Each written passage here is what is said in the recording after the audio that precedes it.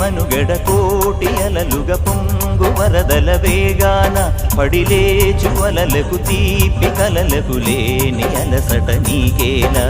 నల్ల నల్ల నీళ్లలోన ఎల్లకిల్ల పడ్డట్టున్న అల్లో మల్లో ఆకాశాన చుక్కల్లు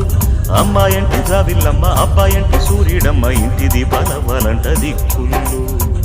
ఎవరికి వారే యమునకు నీరే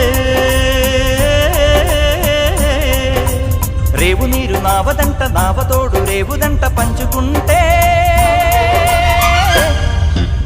గోరువంక వాలగానే గోపురానికి స్వరాల గణగణ గంటలే మోగనేలా